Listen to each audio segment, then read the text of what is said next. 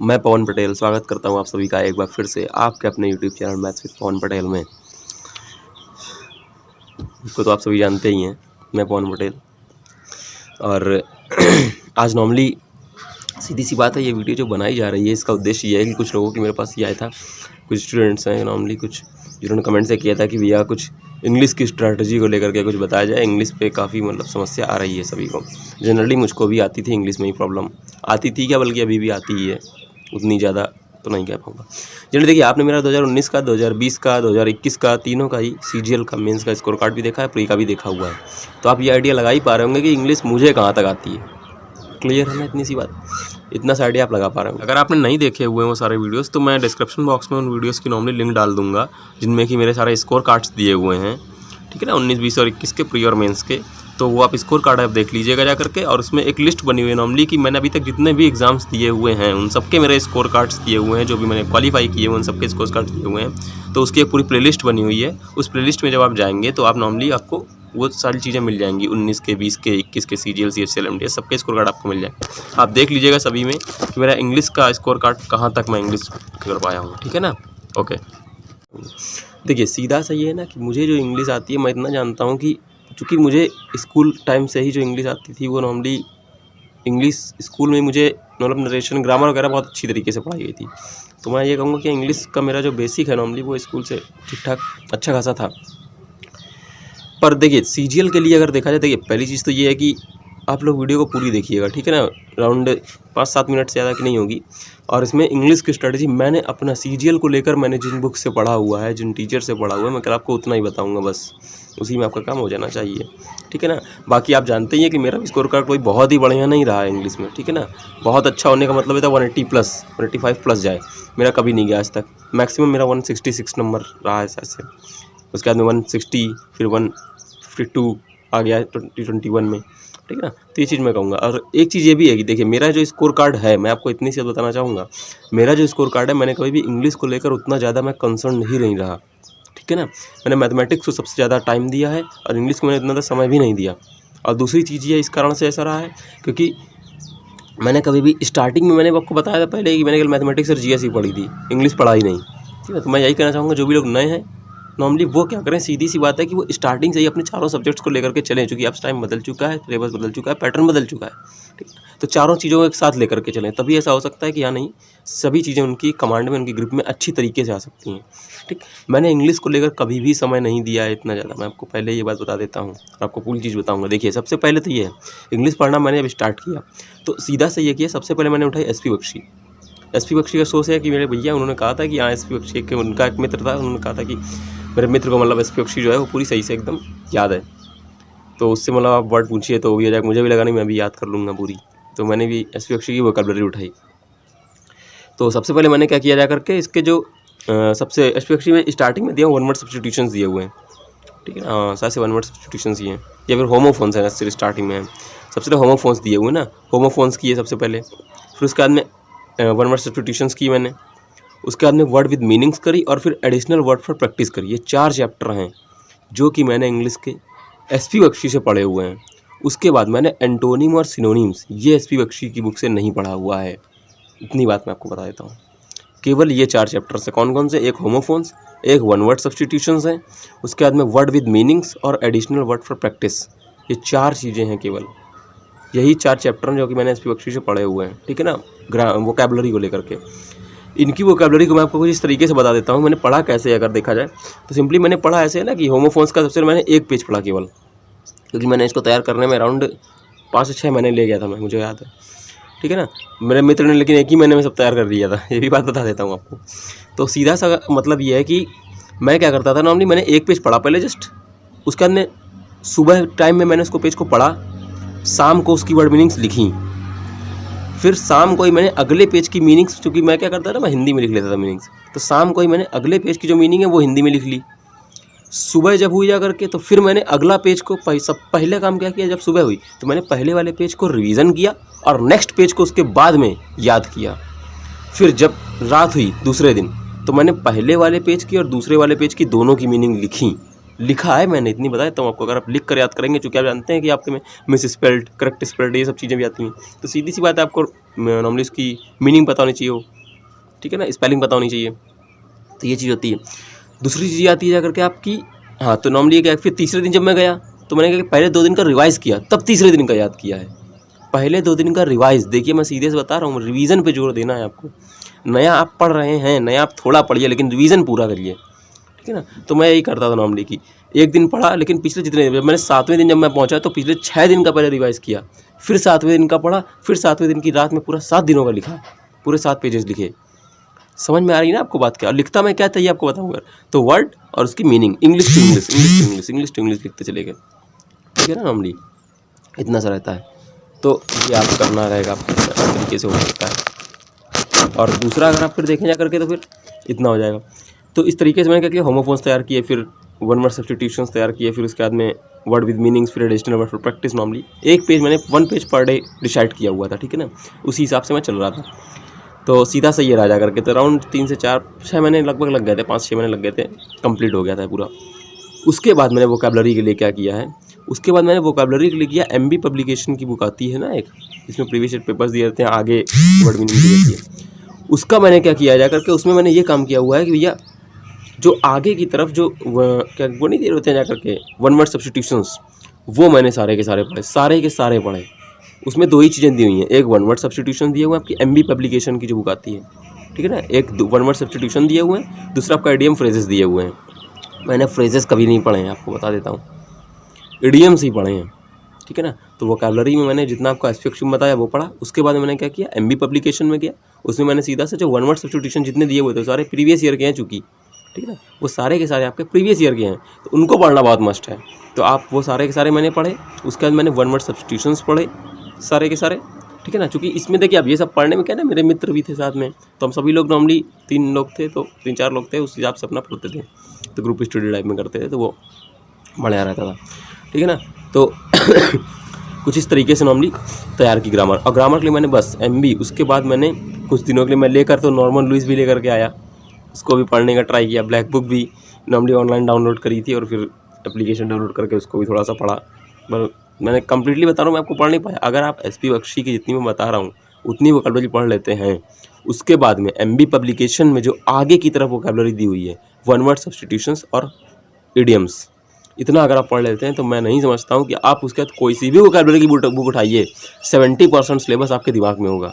मैं गारंटी दे सकता हूँ इस बात की, क्योंकि मैंने खुद से देखा हुआ है। आप नॉर्मन लुइस उठाइए, आप ब्लैक बुक उठाइए, सब कुछ वही दिया हुआ है। 20-30% वर्ड्स अलग हो सकते हैं। देखिए कुछ वर्ड ऐसे हैं जो कि आपको ब्लैक बुक में हैं पर SP बख्शी में नहीं है, MB में नहीं है, नॉर्मन लुइस में नहीं है।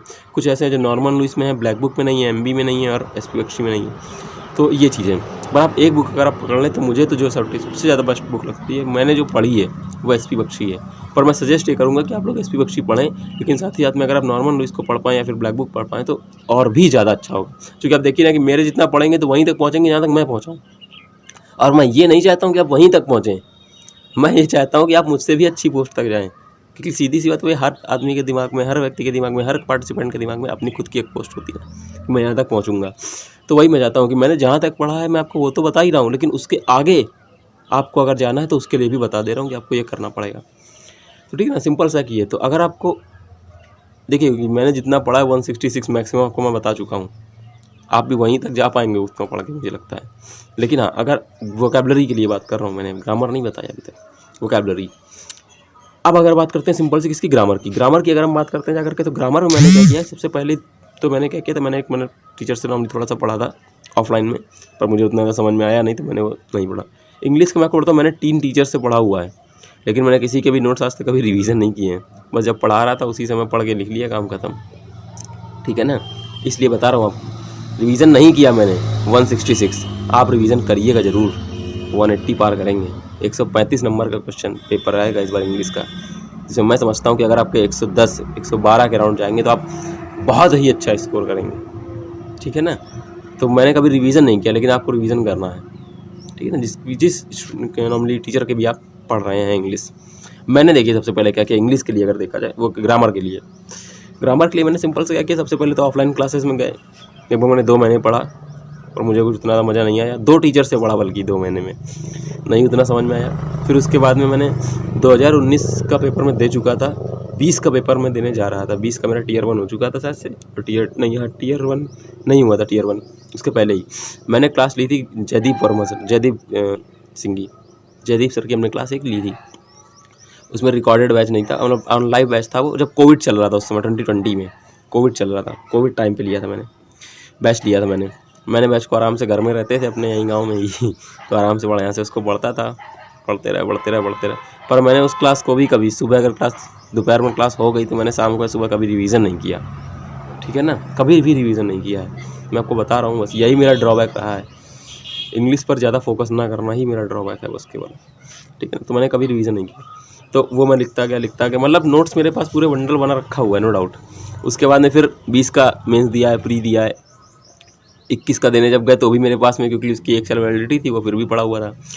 फिर वैलिडिटी मेंस के टाइम पे थोड़ी ख़त्म हो गई, तो मैंने चाहा जयदीप गोपाल वर्मा सर का आया था मेंस का बैच टारगेट करके, फिर मैंने वो बैच लिया 2021 में। वो बैच मैंने पढ़ा, पर वही है कि उसके लिए पढ़ा उस बैच में तो काफ़ी अच्छे से, शुरुआत के 7-8 दिन तो बहुत मन लगा, खूब कस के खूब पढ़ा। उसके बाद में फिर क्या हुआ कि उसके बाद में फिर नॉर्मली वही चीज़ है कि रिवीजन नहीं किया तो चीज़ें निकल जाएंगी, सीधी सी बात है आपके दिमाग से। अगर आप इंग्लिश में रिवीजन नहीं कर रहे हैं तो चीज़ें आपके दिमाग से निकलती चली जाएंगी। तो रिवीजन नहीं किया, जिस कारण से 21 का परिणाम देख ही चुके हैं, 152.25 है। देखिए मैं जो चीज़ बता रहा हूँ एकदम स्पष्ट है भाई। देखिए नहीं हुआ है, नहीं आ रहा है नंबर, तो वो एक मेरी कमी कहाँ पर है, मैं आपको वो चीज़ बता रहा हूँ ताकि आप लोग वो गलती ना करें। मुझे यही चीज़ पसंद होती है बस केवल, कि मैं लोगों को वो चीज़ सजेस्ट कर सकूं जो गलती मैं कर चुका हूं, वो गलती वो ना करें। बस इतना सही मेरा एक मोटो रहता है, ठीक है ना। तो आप जल्दी सक्सेस तक पहुंच सकते हैं। जल्दी सक्सेस इन द सेंस ये है कि आप सिलेक्शन ले सकते हैं, बस ये कहने वाला, सक्सेस नहीं कहेंगे इसको। तो ये बात रहेगी। आप सीधा सा बात अगर ये आती है जाकर के, तो दूसरी तो मैंने इस तरीके से अपनी पढ़ी जो ग्रामर का पोर्शन था, और इतना ही मैंने बस कल ग्रामर पढ़ी है बस। उसके बाद में आप, लेकिन ये है कि आप थोड़ा सा नोट्स पढ़ लेता हूँ, रीज़न कर रहा हूँ, क्योंकि मैं जो आपको बता रहा हूँ वो सीधी सी बात है, मैं भी तो करके देखूँ। पर मैंने चीज़ देखी थी जब मैं पेपर दे करके आया था, तो मैंने नोट्स में देखे थे कुछ बहुत क्वेश्चंस जो कि मैं वहाँ नहीं कर पाया था, एरर के, मैंने गलत कर दिए थे। वो नोट्स में एज इट इज़ लिखे हुए थे कि हाँ ये होने पर ये होता है, ये होने पर ये प्रीपोजिशन आता है, एग्जैक्टली लिखे हुए थे। पर मैंने रिवीजन नहीं था, इस कारण से मेरा नहीं हो पाया था, ठीक है ना, नहीं कर पाया था मैं वहाँ पेपर टाइम पे। तो ये सिंपल सी बात होती है, जो कि यही मैं आपसे कहना चाहूँगा, आप सब भी रिवीजन ज़रूर करें, ठीक है ना। बस इतना ही कहना चाहेंगे कि आप सभी को रिवीजन मस्ट करना है, और जितना मैंने आपको बताया अगर आप उतना पढ़ते हैं तो मुझे नहीं लगता है कि आप 135 नंबर का पेपर अगर है, ठीक है, सीधी सी बात है। मैं इतना पढ़ने के लिए तब बता रहा हूँ जब के पास में थोड़ा सा बैकअप है अगर दिमाग में, तब, ठीक है ना। नॉर्मली अगर आपके पास में थोड़ा सा, अगर आप एकेडमिक्स में आप थोड़ा सा अच्छे से पढ़ करके आए इंग्लिश, तो मुझे नहीं लगता है कि, या फिर अगर आप कंपटीशन के दौरान आपने 2-3 साल गुजार दिए हैं और इंग्लिश पे थोड़ा सा भी ध्यान दिया हुआ है, तो जनरल सी बात है। मैं इतना कहना चाहता हूँ बस केवल कि, क्योंकि मेरे साथ कई कुछ और कैंडिडेट्स हैं जो कि जिन्होंने इंग्लिश पे ज़्यादा फोकस किया, वो इंग्लिश में मुझसे बेटर, इससे बेस्ट नंबर ला रहे हैं। तो सीधी सी बात है, कितनी सी है, ठीक है ना। और मुझे याद है कि मेरे एकेडमिक्स के टीचर जो थे वो हमेशा ये कहा करते थे कि आप कभी भी नॉर्मली कोई भी चीज़ आप पढ़िए ना, तो सीधा सी बात है, हमेशा आप किसी भी चीज़ से छोटी यूनिट को आप लर्न करना स्टार्ट करिए। कोई भी सब्जेक्ट पढ़िए, सबसे छोटी यूनिट, इंग्लिश की सबसे छोटी यूनिट होती है वर्ड। आप वर्ड को याद करिए, ठीक है ना। कभी भी इस तरीके से मत पढ़िए जा करके कि नॉर्मली सैड हो गया, सैड के सिनोनिम्स हमारे ग्लूमी, डिस्मल, सलन, इस तरीके से सब होते हैं। ऐसे नहीं, ग्लूमी एक अलग वर्ड है, उसको अलग, इसका मतलब ये होता है। फिर सैड अलग, इसका मतलब ये होता है। सलन, इसका मतलब ये होता है, ठीक है ना। डिस्मल, इसका मतलब ये होता है। इस तरीके से पढ़िए, तो क्या है ना कि जब आपको हर वर्ड की मीनिंग पता होगी तो 100% है कि आप रिलेट तो कर ही ले जाएंगे ना भाई, इसका मतलब ये होता है, इसका मतलब ये होता है, मुझे दोनों का पता है, कोई दिक्कत समस्या नहीं है। तब आप बहुत अच्छे से रिलेट कर पाएंगे, मुझे जहाँ तक समझ में आती है, जहाँ तक मैंने इस तरीके से पढ़ा हुआ, ठीक है ना। और दूसरी वर्ड्स मैं कैसे याद करता था, तो मेरी क्या कहती कि हर वर्ड से मैं एक स्टोरी बना लेता था, और स्टोरी बना करके ही नॉर्मली याद किया करता था। तो नॉर्मली अगर पॉसिबल हुआ तो मैं ये जरूर करना चाहूँगा, क्योंकि इंग्लिश मैंने देखी हुई है कि यूपी बोर्ड से जो भी कैंडिडेट्स आते हैं, मैं खुद भी आता हूँ, ठीक है ना। तो मैं समझता हूँ मेरी चीज़ तो वीक है, पर आप लोग मुझसे अच्छे ही होंगे, यही चीज़ मानकर चलता हूँ। तो मतलब मैंने लेकिन जनरली चीज़ देखी है कि यूपी बोर्ड से जो मैथमेटिक्स उनकी बहुत बढ़िया होती है, बहुत अच्छी, और इंग्लिश उनकी थोड़ा सा मैथमेटिक्स के कंपैरिजन में अगर हम वीक बात करें तो वीक होती है, लेकिन वीक नहीं कहेंगे उसको भी हम, ठीक है ना, क्योंकि यूपी बोर्ड का पड़ा हुआ है 200 में 150 नंबर, 130-40 नंबर तो वो ले ही आएगा आराम से, तो उसको मैं ख़राब नहीं मानता हूँ भाई। 60% 70% नंबर जो ला रहा है ख़राब नहीं है, सही अच्छा है, ठीक है ना। ये चीज़ है। इतनी सी बात थी नॉर्मली जो मैंने आपको बता दिया। इंग्लिश के लिए स्ट्रैटेजी यही है। आप सभी लोग बहुत परेशान थे। लास्ट में आपसे एक चीज़ यही कहना चाहूँगा जो मैं ऐसे किसी वीडियो में भी नहीं कहता हूँ, अगर आपको पसंद आई हो तो, क्योंकि मैंने सीधी सी बात है कि आपको वही बात बताया जो कि जिन्होंने जो मेरे साथ हुई है वही मैंने आपको बताया हुआ है, ठीक है ना। तो यही कहना चाहूँगा, वीडियो अगर पसंद आई हो तो लाइक शेयर एंड सब्सक्राइब जरूर करिएगा, और इस चैनल को थोड़ा सा आप कराइए। देखिए मैं आपको जेन्युइन बातें सारी बताता हूँ, जो भी कुछ है, कुछ भी इसमें बनाया हुआ नहीं होता है, ठीक है ना। नॉर्मली जो भी चीज़ है जो स्पष्ट है आपके सामने है, ठीक है ना, बिना किसी भी चीज़ के। क्योंकि भाई सीधी सी बात है, जब बनाने की ज़रूरत तब होती है जब आपने वो चीज़ की ना हो। मैं इस चीज़ को खुद करके आया हूँ, 6 साल 5 साल गुजार के आया हूँ। और नेक्स्ट वीडियो अगर मैं देखूँगा तो इस चीज़ के ऊपर बनाऊँगा। एक कैंडिडेट ने पूछा था आपको 5 साल कैसे लग गए, तो इस चीज़ की बात मैं करूँगा कि हाँ 5 साल कैसे लग गए। मैंने 5 साल किस चीज़ से मैंने बताया हुआ है, 5 साल की बात की है, ठीक है ना। ठीक है, इसी के साथ मैं अपनी वाणी को विराम देता हूँ। जय हिंद, जय भारत, धन्यवाद।